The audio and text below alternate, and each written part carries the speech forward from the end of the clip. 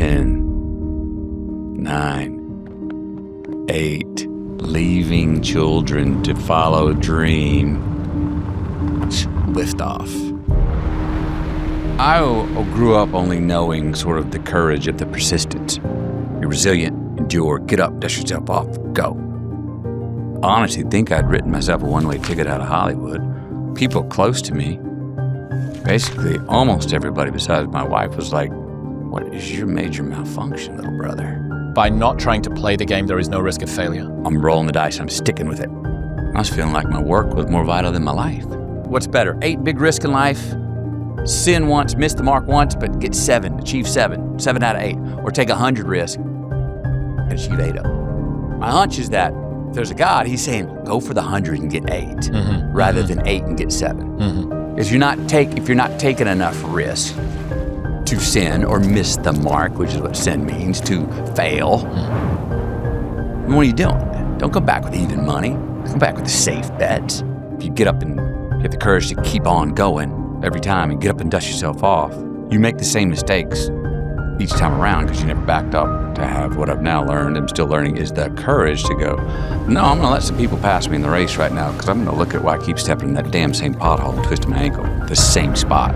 Sacrifice a plastic ring today for a gold crown tomorrow. Sacrifice something today for more freedom tomorrow. Sacrifice something today for a possible healthier future for your kids. Well, if you don't have the hope or believe in something, you're gonna definitely gotta remain where you are. And if you have hope and faith in something, I'm not saying it's 100% get out of jail, you're gonna absolutely get out, but you got the best chance to. The script flipped on me 5 years ago. I felt like I was going through the motions more in my life, but I was really getting major life experiences and through my work. And I had the same question. I was like, well, let's see where I can challenge myself more in the documentary, the one life I'm living, rather than the characters I'm going to play that somebody else wrote, someone else directed, someone else is lensing through their camera and editing. What are we doing on this one take that we've had since the day we were born and will be cut the day we die? Why are you throwing a jackknife in this stuff where you're tripping yourself running downhill, man? You did it. I had my wife and myself to remind myself of that 4 a.m. clarity that I had in tears when I was like, no, I'm rolling the dice. I'm sticking with it. And yeah, man, I did think I wrote myself a ticket out of Hollywood. I did look at other vocations, become a teacher, a wildlife guide. I seriously looked at those things. But over time, and it was about 20 months, it was gone long enough, had found anonymity enough, it was not in your living room in a theater in a rom-com, you didn't see me on a beach shirtless. Where is he? And then I think I told you the story, turning down the $14.5 million offer made people go, oh shit, what's he up to? You don't just step out of Hollywood and enter, unless you turn that down because you got a plan. You got somewhere you want to go. And I think that made me more attractive as a new novel idea. But that was, that risk I think it's fair to say that took a fair amount of courage from me. What virtue is there in balance if there was no such thing as imbalance to fight against? Yeah. I wish more people, I'm going to flip the word, were more involved with themselves. Embrace your Icarus. Instead of self-involved, that has a bad term. I wish people were more involved with themselves. Yeah. I think that's where we're more deficient. Believe in yourself or invest in yourself. Do more of what you can to be great at a craft or a vocation or to get what you want. I sit here with a life where I have the luxury to project, to ask myself and ask others, no, make a sacrifice today. Sacrifice a plastic ring today for a gold crown tomorrow. Sacrifice something today for more freedom tomorrow. Sacrifice something today for a possible healthier future for your kids. I understand that's a luxurious position. I'm not going to apologize that I'm in it, but I understand to someone in misery, they're going, good for you, man. I'm trying to feed the family tonight. I'm not thinking past that. I can't think past that. What do you ask them to do? Yeah, my indirect thing I would say and understand is, well, if you don't have the hope or believe in something, you're definitely got to remain where you are. And if you have hope and faith in something, I'm not saying it's 100% get out of jail, you're going to absolutely get out, but you got the best chance to. hey man, kumbaya.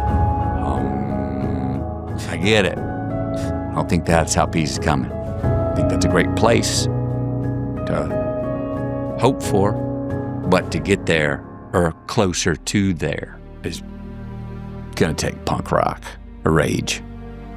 It's gonna take getting wild. It's not gonna be necessarily logical. It's not gonna be tame. It's not gonna be whispered. I don't think. No emotion gets more shit done than rage. For good or for bad. Mm-hmm. Seems like rage really moves the needle. Mm-hmm. You know what I mean?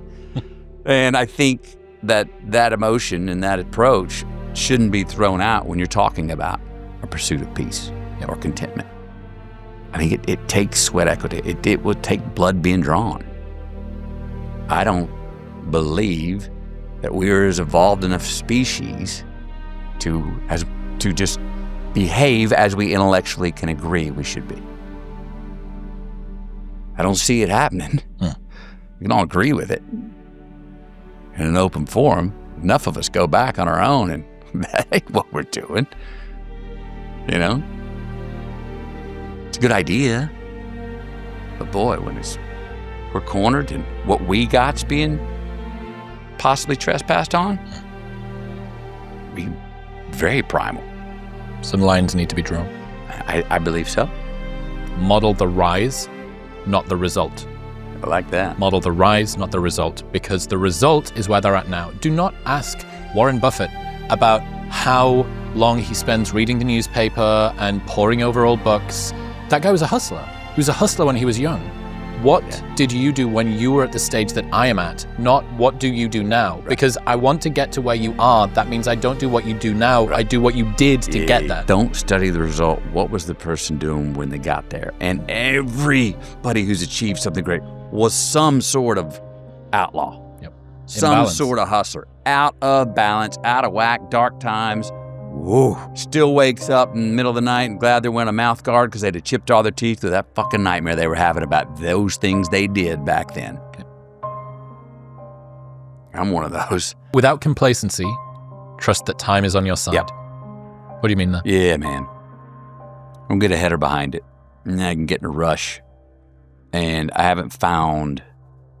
Look, and I know how to hustle, and let's go. The clock's ticking. We're all behind. All hands on deck. We got to bust ass. No time for pause. There's no sleep, no nothing. Get the caffeine out. Let's go. Mm-hmm. Sometimes we got to do that. But that is usually because an unforeseen circumstance has happened, that there's a crisis we got to deal with, or we've procrastinated, and I put myself in that position where we got to cram. Mm-hmm. But it's not those two circumstances. We got to watch ourselves getting ahead of time. And it's on your side. It's a little what I mean about the living longer and living more quality. Time's on our side. And we're forced to think and feel, especially today with how fast things move, that more productivity, faster pace, more information, faster pace, it's better. We're ahead of time a lot. But time's still moving at the same speed. And they're not given more than 24 hours a day, even though like a lot of people are looking for more. There's not any more unless you just want to change your workday. And some people do. Me, I need my 9.5 hours sleep. If I want to say I'm getting 4 hours sleep and get 5.5 hours more of a workday to be more productive, I would, but I'm not making that trade-off. It's on our side. It's the Lego set, man. And you sit there and you get in a rush, you don't read the directions, you get to the end and you've got 12 pieces left and you're like, shit. Because you got in a hurry, you got ahead of time. Instead of just that feeling of I've checked out what I need to do and it's all adding up and this thing's built right and the foundation's right and boom, there's the last piece, it fits. Voila, it was with time. Time's on our side. It's not an enemy. The end, death is not the enemy. I do believe that part of, not in a rush to get there and we want to stave it off sometimes and that it can be a screaming fight and partially denial can help us get there. I understand that, but still, it's on our side. It's going to happen. And since it's going to happen, and that's non-negotiable, might as well go, well, I'm not going to rush to try and make more of it than there is. I want to try and spend the time I got as well as I can to produce, succeed, achieve, whatever those things are, but also at a pace that I'm me, that I like to dance to. I like the give and the take. I like the reverb. I like the cause and effect of how things are happening at this pace. I overthink a lot. And when I've heard myself back, I'm like going, dude, you're kind of seeing so much significance that none of that shit's significant. Every detailed frame you're giving it a proper name. Oh, if everything's significant, there's no significance at all, man. Some shit's just like, I don't have the capacity to deal with it, or I don't really care. It's just how it is. Some of the inevitables, and sometimes you got to let those ride. I'm going to deal with that now. I'm going to deal with what I can deal with. I get the mental meditations on that, and I listen to myself back, and I'm like going, whoa, you need to get some sleep. You need to have a drink. You need to relax. What's the difference between a nice guy and a good man? I was that time when I was doing the rom-coms, and that's all I could do. I was feeling like my work was just me as a nice guy. And in life, I was not just a nice guy. Like I said, Camilla was pregnant. I got a child coming. I was feral with masculinity. And in my work, maybe I was feeling a bit neutered. And I was like, good guy and a good man in life, but I'm just a nice guy at work. Can I be roles that can be a good man? And that was dramas. Because in dramas, you can stand against something. Your ceiling for pleasure and your basement for pain are up to you. How do you feel about it? And no direction can go, that's too much, or that's not enough. You got too angry there. Oh, you meant that too much. That didn't come in a drama. Those come in a rom-com. Right? Because the emotions and how you feel are compressed to be in a buoyant level and a threshold that's up bouncing from cloud to cloud only. Dramas are as much pain, as much evil as you want to go, as deep, dark you want to go. Get there. Let's see how far you go. How high you want to fly. How close to that sun you get before you get burned. Go. Let's see how far you go. That's what you get in a drama. Much more like real life. Being a good man's a lot harder. For good reason. You're not going to be most popular, not going to be always most affable. It also doesn't mean you got to be a dick or an asshole. It just means sometimes you're going to go, I believe in this is for me, and that is not for me. And because that is not for me, if you do trespass into my space upon me and my family, I will do my best to cause consequences. And I'm going to let you know that. I'm not going to intrude on you. But if you trespass that, I'm going to stand up for it. And that, we can talk our way out of that, great. No, it doesn't always work that way. You know? A good man's not looking for trouble. But if it comes, and if he or something he cares about and loves were susceptible to being trespassed on by trouble, a good man does what he can to do to stop that. Truly masculine man is not macho. It's not chauvinist. But he's damn sure masculine. Most masculine I've ever felt. After the birth of my first child. Never were my head, heart, and loins in such synchronicity, and the power that I had was, it's probably the best husband ever at that time too. Men want to be, and I don't know if this is biological because I'm not saying women don't, but men want to and are looking for ways to be relied upon. And so we say, yeah, but you always want to be the savior and you always want the solution. Okay, cool. There's nothing wrong with wanting to find the solution to things. Great, let's work with that. Thank you, women, for saying, glad you got the solution, but just listen to me for a second longer because I'm not looking for a solution. Actually, I just want to talk this out and I'll probably answer my own question. You know what I mean? Doesn't mean don't be the male side of you that wants to find the solution or wants to be relied upon in the pursuit of it. Are we measuring quality of life along the way? Some people aren't.